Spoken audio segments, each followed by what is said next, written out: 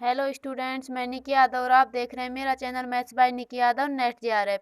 Students, मैं इस video में आपको बताऊंगी कि सिमेट्रिक मैट्रिक्स होती क्या है और इसकी क्या क्या प्रॉपर्टीज होती हैं और इस पर बेस्ड क्वेश्चन एग्जाम में कैसे कैसे क्वेश्चंस पूछे जाते हैं। तो स्टार्ट करते हैं वीडियो को। तो आज का हमारा टॉपिक होगा सिमेट्रिक मैट्रिक्स। सिमेट्रिक मैट्रिक्स होती क्या है, तो हम इसके एक बार डेफिनेशन देखते हैं। सिमेट्रिक मैट्रिक्स की क्या डेफिनेशन होती है।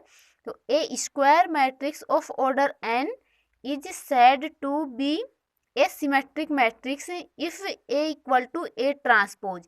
कोई भी मैट्रिक्स स्क्वायर मैट्रिक्स है जिसका ऑर्डर एन है, वो सिमेट्रिक मैट्रिक्स कब कहलाती है, जब ए इक्वल टू ए ट्रांसपोज, उसका ट्रांसपोज और वो मैट्रिक्स दोनों क्या हो, इक्वल हो। अगर ऐसा होता है तो मैट्रिक्स सिमेट्रिक मैट्रिक्स कहलाती है। अदरवाइज हम इसको इस लैंग्वेज में भी लिख सकते हैं कि A is a symmetric matrix if and only if a i j equal to a j i for all i and j. कि ए आई जे जो एलिमेंट होगा मैट्रिक्स का, अगर वो ए जे आई एलिमेंट्स के इक्वल होता है फॉर ऑल आई एंड जे, आई और जे की सभी वैल्यू के लिए अगर ए आई जी की वैल्यू ए जे आई के इक्वल है तो मैट्रिक्स सिमेट्रिक मैट्रिक्स कहलाती है। अब हम इसकी कुछ प्रॉपर्टीज देखते हैं कि इसकी क्या क्या प्रॉपर्टीज होती हैं। हम लेट करते हैं कि let A and B the symmetrics matrix of order n. A और बी कोई दो सिमेट्रिक मैट्रिक्स लेते हैं अपन, उस पर बेस हम ये प्रॉपर्टीज देखते हैं। तो इसकी फर्स्ट प्रॉपर्टीज क्या कहती है कि if A and B are symmetric matrix, अगर ए और बी सिमेट्रिक मैट्रिक्स है, देन के कोई स्केलर है, k A is also a symmetric matrix. कि अगर हम इस मैट्रिक्स को किसी स्केलर के से मल्टीप्लाई करते हैं तो जो मैट्रिक्स हमें मिलती है के ए, वो मैट्रिक्स भी सिमेट्रिक मैट्रिक्स होगी। इसकी पहली प्रॉपर्टी ये हो जाती है। इसकी दूसरी प्रॉपर्टी पे आते हैं कि if A and B are symmetric matrix, अगर ए और बी सिमेट्रिक मैट्रिक्स हैं, then A plus B is also symmetric matrix. तो इन दोनों मैट्रिक्स का सम भी क्या होगा, सिमेट्रिक्स होगा। कहने का मतलब यह है कि यदि कोई दो सिमेट्रिक मैट्रिक्स है तो उन दोनों मैट्रिक्स का सम भी क्या होगा, सिमेट्रिक मैट्रिक्स होगा। अब हम थर्ड प्रॉपर्टी पे आते हैं, A B is symmetric matrix. तो थर्ड प्रॉपर्टी कहती है कि अगर ए और बी कोई दो सिमेट्रिक मैट्रिक्स दी गई है हमें, तो उनका product A B is symmetric matrix if and only if, उनका प्रोडक्ट भी सिमेट्रिक मैट्रिक्स होगा इफ एंड ओनली इफ। क्या कंडीशन है इसमें, if and only if A and B, A और बी दोनों commute with each other. A और B अगर दोनों कम्यूट करती हैं तो ए बी सिमेट्रिक मैट्रिक्स होगा।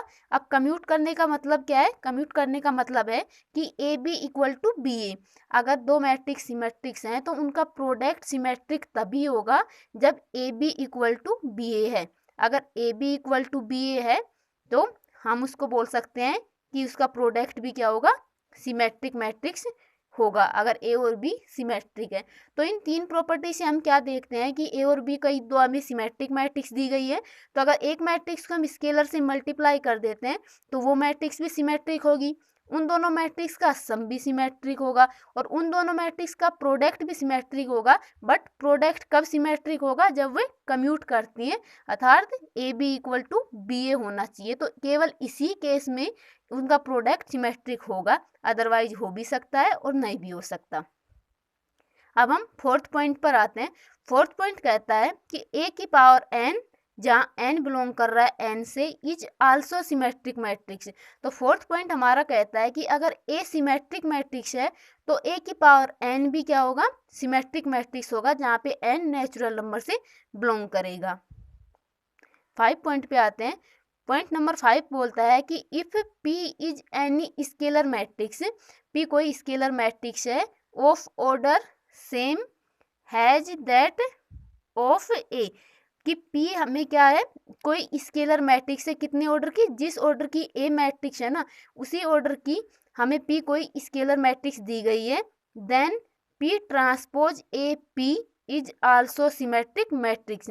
Then P transpose A P, ये भी क्या होगा, सिमेट्रिक मैट्रिक्स होगा अगर ए हमें सिमेट्रिक मैट्रिक्स दी गई है और P क्या है, यहाँ पे कोई स्केलर मैट्रिक्स है जिसका ऑर्डर क्या है, ए की मैट्रिक्स के इक्वल है।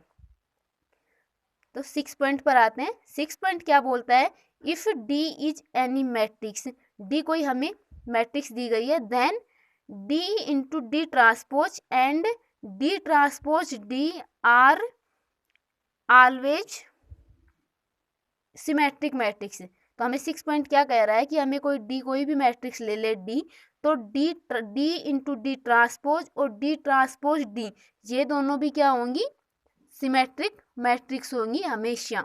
अगर डी हमें कोई भी मैट्रिक्स है, जरूरी नहीं है कि यहाँ पे डी सिमेट्रिक मैट्रिक्स हो, कैसी भी मैट्रिक्स हो, सिमेट्रिक हो भी या फिर नहीं भी हो, परंतु डी ट्रांसपोज ये प्रोडक्ट हमेशा क्या होगा, सिमेट्रिक होगा।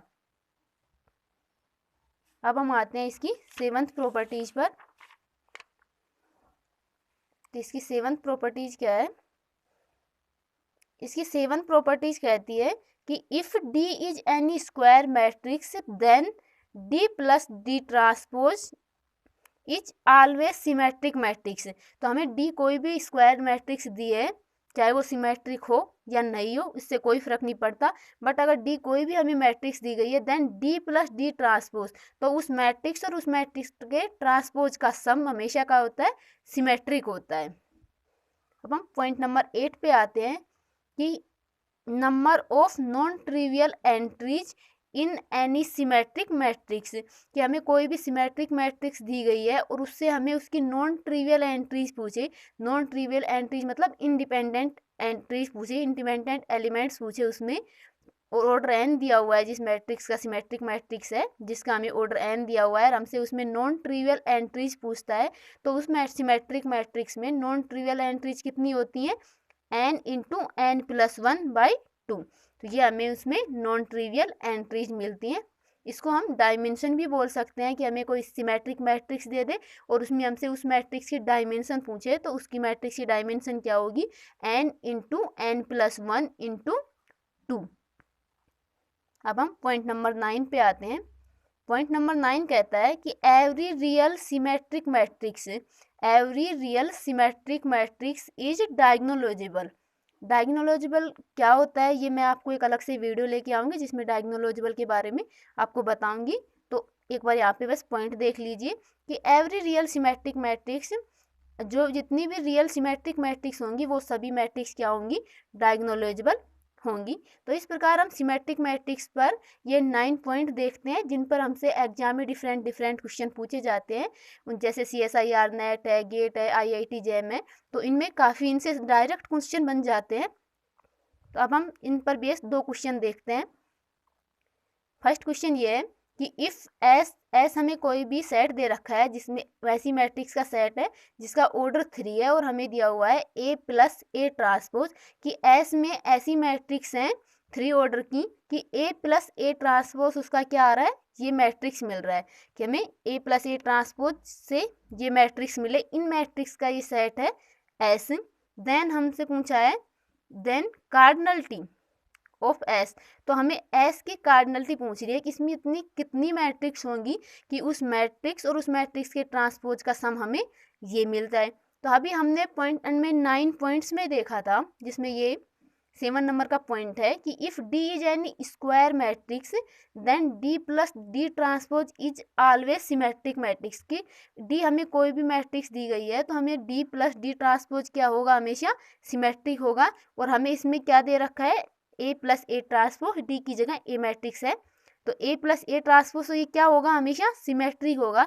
बट अब हम इस क्वेश्चन में देखें कि हमें A प्लस A ट्रांसपोज की वैल्यू दे रखी है 0 1 2 1 0 3 2 4 0, बट यहाँ से 1 से 1 2 से 2, बट यहाँ पे 3 है और यहाँ पे 4 है। इसका मतलब क्या है कि इसमें एलिमेंट A 2 3 और A3 2 दोनों एलिमेंट इक्वल नहीं है, मतलब कि ये सिमेट्रिक मैट्रिक्स नहीं है। जबकि हमें पता है कि A प्लस A ट्रांसपोज क्या होगा, सिमेट्रिक मैट्रिक्स होगा, चाहे A हमें कोई भी मैट्रिक्स दी गई हो। इसका मतलब ऐसी कोई भी मैट्रिक्स इस सेट में बिलोंग नहीं करेगी कि जिसका A प्लस A ट्रांसपोज ये मिल जाए। इसका मतलब क्या होगा कि S में कोई भी मैट्रिक्स नहीं होगी, S क्या होगा, एक एम्प्टी सेट होगा। तो हमें ऑप्शन दे रखा है इसमें A एम्प्टी, बी बोल रहा है सिंगलटन, सी बोल रहा है काउंटेबली इनफाइनाइट और डी बोल रहा है अनकाउंटेबल। तो हमारे पास इसका राइट आंसर क्या हो जाएगा कि ये एम्प्टी सेट होगा, because A plus A transpose क्या होता है, हर केस में सिमेट्रिक होता है, जबकि ये सिमेट्रिक नहीं है, तो इसलिए इस सेट में एस में कोई भी मैट्रिक्स बिलोंग नहीं करेगी, इसलिए ये मैट्रिक्स ये सेट एस क्या हो जाएगा, एम्प्टी सेट हो जाएगा। अब ये इसमें दूसरा क्वेश्चन दिया हुआ है कि इफ़ एस इक्वल टू ए, हमें कोई मैट्रिक्स दी गई है और हमें दे रखा है कि ए डॉट ए ट्रांसपोज की वैल्यू हमें ये दे रखी है और बताया है कि ए मैट्रिक्स के एलिमेंट कॉम्प्लेक्स नंबर से बिलोंग कर रहे हैं, देन हमसे पूछ रहा है कार्डिनलिटी ऑफ एस, तो हमसे कार्डिनलिटी पूछ रहा है इसकी। तो आप ये क्वेश्चन देख लीजिए और इसके ये ऑप्शन देख लीजिए और कमेंट करके बताएं कि इस क्वेश्चन का आंसर क्या होगा। एक बार क्वेश्चन देख लीजिए, ये कोई सेट दे रखा है जिसमें ए ट्रांसपोज हमें ये दिया हुआ है और हमसे पूछ रहा है कार्डिनलिटी ऑफ एस, तो इसके ऑप्शन है फर्स्ट एम्प्टी, सेकंड है सिंगलटन, थर्ड है काउंटेबल इनफाइनाइट और फोर्थ है नन ऑफ दीज। तो इस क्वेश्चन का आंसर आप मुझे कमेंट करके बताएं कि इस क्वेश्चन का क्या आंसर होगा। और ऐसी ही वीडियो देखने के लिए चैनल को सब्सक्राइब कर लीजिए। इस अगर वीडियो आपको अच्छा लगा है तो आप वीडियो को लाइक करिए, शेयर करिए और चैनल को सब्सक्राइब करके बेल आइकन को प्रेस कर लीजिए ताकि आपको आने वाली वीडियो के नोटिफिकेशन मिल जाए। धन्यवाद।